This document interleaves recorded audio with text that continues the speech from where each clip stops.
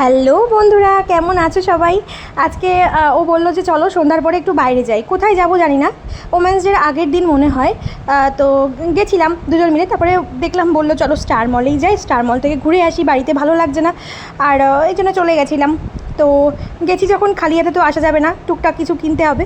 তো আমি বললাম বাড়িতে তেলটা শেষ, তুমি তাহলে তেলটা কিনে নাও, আর একটু দুধ কিনে নিলে ভালো হয়, কারণ ওকে আমি রোজ সন্ধ্যাবেলা দিই। তো সেই কারণে আর তেল আর এক টক দই গরম পড়ে গেছে, টক দই খেতেও ভারী ভালো লাগে, টক দই নিয়ে নিলাম দুধ। এছাড়াও আরও অনেক কিছু করেছি, ভিডিওটা দেখতে থাকো। আর যারা এখনও ফেসবুক থেকে দেখছো ফলো করেনি, এখনই ফলো করে দিও। আর যারা ইউটিউব থেকে দেখছো এখনই কিন্তু সাবস্ক্রাইব করে দিও। তারপরে রুম ফ্রেশনার এটা একটা নিতে চাইছিল, আমি বললাম না, এটাতে গন্ধটা বেশিক্ষণ থাকে না। তারপরে এটা নিয়েই বিল করে নিলাম। তারপরে বাড়ি ফেরার পথেও বলে তাহলে তুমি একটু ফুচকা খাও, আমার তো ফুচকা খেতে ভারী ভালো লাগে। তো সেই কারণে খেয়ে নিলাম ফুচকা। তোমরা কারা কারা ভিডিও দেখতে ভালোবাসো আমার অবশ্যই কমেন্ট করে কিন্তু জানিও। কমেন্ট না দেখলে আমি কী করে বুঝবো যে কারা কারা আমার ভিডিও দেখতে ভালোবাসছো?